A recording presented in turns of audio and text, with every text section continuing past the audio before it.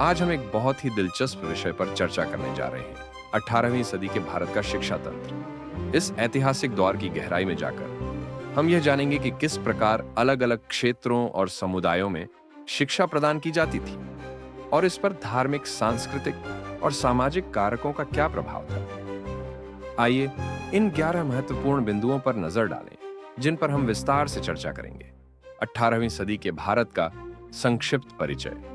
सबसे पहले हम उस समय की राजनीतिक स्थिति को समझेंगे और यह देखेंगे कि विभिन्न रियासतों और औपनिवेशिक प्रभावों ने शिक्षा प्रणाली को कैसे प्रभावित किया। परंपरागत शिक्षा प्रणालियां। हम हिंदू और इस्लामिक शिक्षा तंत्र पर चर्चा करेंगे और यह समझेंगे कि पाठशालाएं, गुरुकुल और मदरसे कैसे शिक्षा के मुख्य आधार थे। क्षेत्रीय भिन्नताएं। भारत के विभिन्न क्षेत्रों, उत्तर, दक्षिण, बंगाल और महाराष्ट्र में शिक्षा के अलग अलग तरीके थे। इन पर चर्चा करेंगे। जाति और लिंग की भूमिका। हम यह जानेंगे कि उस समय की शिक्षा जाति और लिंग के आधार पर कैसे बंटी हुई थी और किस प्रकार निचली जातियों और महिलाओं को शिक्षा से वंचित रखा जाता था। विषय और पद्धतियां। कौन कौन से विषय पढ़ाए जाते थे। धार्मिक ग्रंथ, गणित, खगोल विज्ञान और शिक्षा देने की मौखिक परंपरा कैसी थी, इस पर भी नजर डालेंगे। स्थानीय भाषाओं में शिक्षा। संस्कृत और फारसी के अलावा क्षेत्रीय भाषाओं जैसे बंगाली, तमिल और मराठी में भी शिक्षा दी जाती थी। इसका अध्ययन करेंगे। शिक्षक और गुरु। शिक्षक या गुरु की समाज में महत्वपूर्ण भूमिका होती थी, चाहे वो ब्राह्मण विद्वान हो या इस्लामी उलेमा। इनकी शिक्षा प्रणाली को समझेंगे। 18वीं सदी के अंत में शिक्षा का पतन। हम यह समझने की कोशिश करेंगे कि स्थानीय संरक्षण की कमी और ब्रिटिश औपनिवेशिक प्रभावों ने शिक्षा के पतन में क्या भूमिका निभाई। पुस्तकालय और ग्रंथ। उस समय के पुस्तकालयों और हस्तलिखित पांडुलिपियों का महत्व जानेंगे, जो शिक्षा के भंडार थे। ब्रिटिश प्रभाव। ब्रिटिश ईस्ट इंडिया कंपनी ने शिक्षा प्रणाली में किस प्रकार बदलाव लाए और यह बदलाव 19वीं सदी में कैसे विकसित हुआ, इस पर प्रकाश डालेंगे। उस समय के महान विद्वान।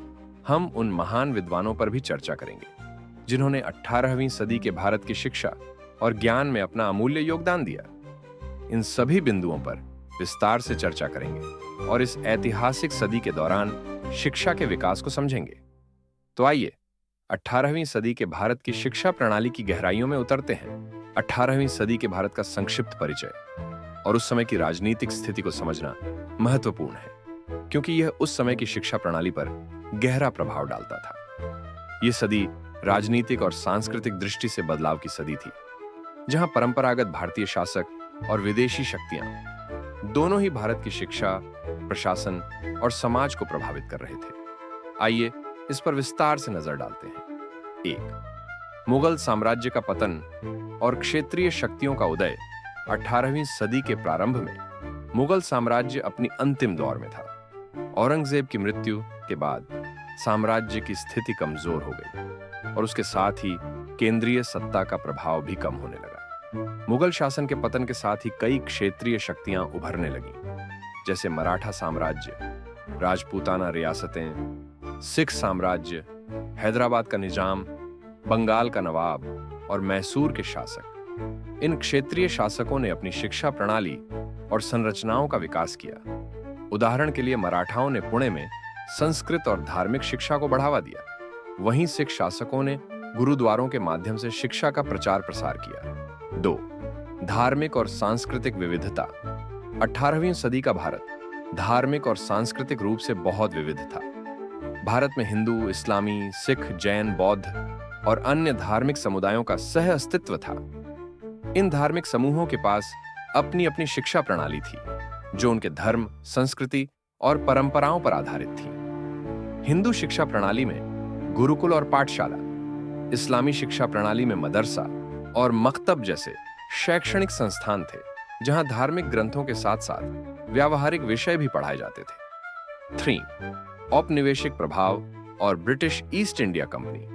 ब्रिटिश ईस्ट इंडिया कंपनी 18वीं सदी के मध्य से धीरे धीरे भारत में अपना प्रभाव बढ़ा रही थी। 1757 में प्लासी के युद्ध के बाद कंपनी ने बंगाल पर कब्जा कर लिया और इसके बाद भारत के विभिन्न हिस्सों में उसका नियंत्रण बढ़ता गया। ब्रिटिशों के आगमन ने भारतीय शिक्षा प्रणाली को धीरे धीरे प्रभावित करना शुरू किया। हालांकि 18वीं सदी में ब्रिटिशों का प्रत्यक्ष शैक्षणिक हस्तक्षेप बहुत कम था, लेकिन उनका प्रशासनिक और आर्थिक नियंत्रण शिक्षा पर अप्रत्यक्ष रूप से असर डाल रहा था। ब्रिटिश अधिकारियों ने भारत के पारंपरिक शैक्षिक ढांचे को देखकर उसे अव्यवस्थित समझा और इसके स्थान पर पश्चिमी शिक्षा को बढ़ावा देने की योजना बनाई। यह प्रभाव बाद की सदी में और स्पष्ट हो गया। 4. स्थानीय रियासतों की शिक्षा प्रणाली पर भूमिका। भारत के विभिन्न क्षेत्रों में स्थानीय रियासतों का प्रभाव भी शिक्षा पर स्पष्ट दिखाई देता था। राजस्थान की राजपूताना रियासतों में राजपूत शिक्षा प्रणाली प्रमुख थी, जहां युद्ध कला, राजनीति, धर्म और शास्त्रों का अध्ययन किया जाता था। दक्षिण भारत की मैसूर राज्य में टीपू सुल्तान के शासनकाल में इस्लामी और वैज्ञानिक शिक्षा को बढ़ावा दिया गया। टीपू ने कई यूरोपीय वैज्ञानिक और विचारकों से संपर्क स्थापित किया और उन्हें शिक्षा के क्षेत्र में सुधारों के लिए आमंत्रित किया। हैदराबाद का निजाम भी इस्लामी शिक्षा का संरक्षण करता था, लेकिन साथ ही साथ फारसी और अरबी के साथ साथ कुछ यूरोपीय ज्ञान और विज्ञान की ओर भी ध्यान दिया जाने लगा। 5. शिक्षा पर साम्राज्य और रियासतों का प्रभाव।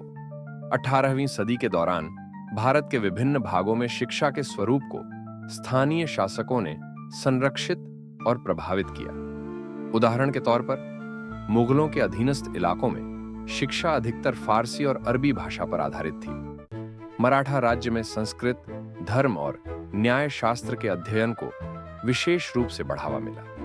बंगाल के नवाबों ने इस्लामी शिक्षा को बढ़ावा दिया और इस्लामी मदरसों का विकास किया। शिक्षा प्रणाली रियासतों की राजनीतिक और आर्थिक स्थिरता पर निर्भर थी। जब स्थानीय रियासतें कमजोर होती थीं, तो वहां की शिक्षा व्यवस्था भी प्रभावित होती थी। उदाहरण के लिए बंगाल और अवध जैसे राज्यों में मुगल शासन के पतन के बाद शिक्षा का स्तर गिरने लगा। छठा औद्योगिक और व्यापारिक परिवर्तन। 18वीं सदी के उत्तरार्ध में ब्रिटिश ईस्ट इंडिया कंपनी ने भारत में व्यापार और प्रशासनिक गतिविधियों के जरिए शिक्षा और सामाजिक संरचनाओं पर अपना दबदबा बनाना शुरू किया। अंग्रेजों के आगमन के बाद भारत में धीरे धीरे व्यापारिक शिक्षा और प्रशासनिक शिक्षा का महत्व बढ़ा। इसने पारंपरिक शिक्षा को प्रभावित किया और नई आवश्यकताओं के आधार पर शिक्षा के स्वरूप में परिवर्तन आया। इस प्रकार 18वीं सदी के भारत में शिक्षा की प्रणाली पर राजनीतिक, धार्मिक और औपनिवेशिक प्रभावों का मिश्रित असर था। जहां एक तरफ परंपरागत शैक्षणिक संस्थान अपनी जगह बनाए हुए थे, वहीं दूसरी ओर ब्रिटिशों के आगमन ने भविष्य की शिक्षा प्रणाली को धीरे धीरे प्रभावित करना शुरू कर दिया था। परंपरागत शिक्षा प्रणालियां। गुरुकुल प्रणाली। प्राचीन भारत में शिक्षा का मुख्य केंद्र गुरुकुल थे। यहाँ छात्र अपने गुरु के पास रहते थे और उनसे ज्ञान प्राप्त करते थे। गुरुकुल में पढ़ाई का तरीका व्यक्तिगत और व्यावहारिक था, जहाँ विद्यार्थी शास्त्र, वेद, संगीत और युद्ध कला का अध्ययन करते थे। वर्ण व्यवस्था। परंपरागत शिक्षा प्रणाली में वर्ण व्यवस्था का बड़ा महत्व था। समाज 4 मुख्य वर्गों में विभाजित था: ब्राह्मण, क्षत्रिय, वैश्य और शूद्र। हर वर्ग के लिए शिक्षा की अलग अलग विधियां और पाठ्यक्रम थे। ब्राह्मणों को वेद और धार्मिक ग्रंथों का अध्ययन करना होता था, जबकि क्षत्रिय युद्ध कला में निपुण होते थे। वैश्य व्यापार और कृषि के ज्ञान में पारंगत होते थे और शूद्रों को सामान्य कार्यों की शिक्षा दी जाती थी। इस व्यवस्था ने शिक्षा को समाज की संरचना के अनुसार निर्धारित किया।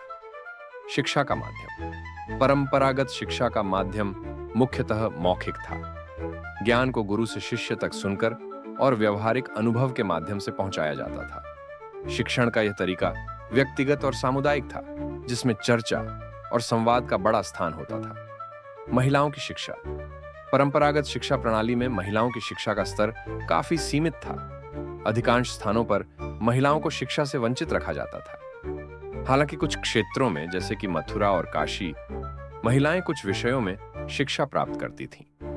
इन परंपरागत प्रणालियों ने भारतीय समाज और संस्कृति को आकार दिया, लेकिन समय के साथ बदलाव भी आया, जिससे आधुनिक शिक्षा प्रणालियों का विकास हुआ। परंपरागत शिक्षा प्रणालियां। भारत की परंपरागत शिक्षा प्रणाली में मुख्य रूप से 2 प्रमुख शिक्षा तंत्र थे: हिंदू और इस्लामी। दोनों तंत्रों में अलग अलग संस्थानों और तरीकों से बच्चों को शिक्षित किया जाता था। आइए इन दोनों प्रणालियों पर विस्तार से नजर डालते हैं। ए, हिंदू शिक्षा तंत्र गुरुकुल। ये आवासीय विद्यालय होते थे जहां छात्र अपने गुरु शिक्षक के साथ रहते थे। यहां छात्रों को धार्मिक शिक्षा, दर्शन, व्याकरण, गणित और अन्य विषयों की शिक्षा दी जाती थी। शिक्षक और छात्रों का यह रिश्ता गुरु शिष्य परंपरा का महत्वपूर्ण हिस्सा था। पाठशालाएं, ये स्थानीय स्तर पर गांवों में बच्चों को बुनियादी शिक्षा प्रदान करने वाले विद्यालय होते थे। यहां बच्चों को प्रारंभिक शिक्षा दी जाती थी ताकि वे समाज में अपना योगदान दे सकें। पाठ्यक्रम, हिंदू शिक्षा तंत्र में वेद, उपनिषद, महाभारत और रामायण जैसे धार्मिक ग्रंथों का अध्ययन मुख्य होता था।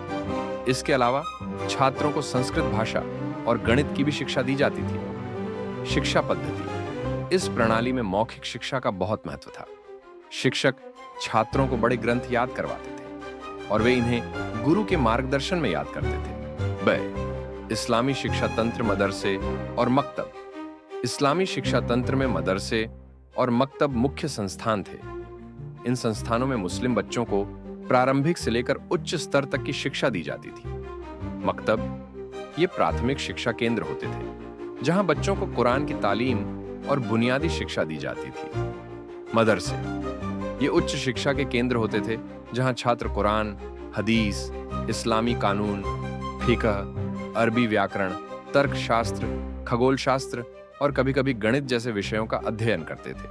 प्रसिद्ध मदरसे, 18वीं सदी में लखनऊ का फिरंगी महल एक प्रमुख इस्लामी शिक्षा केंद्र था जहां कई छात्र इस्लामी ज्ञान की गहराई से पढ़ाई करने आते थे।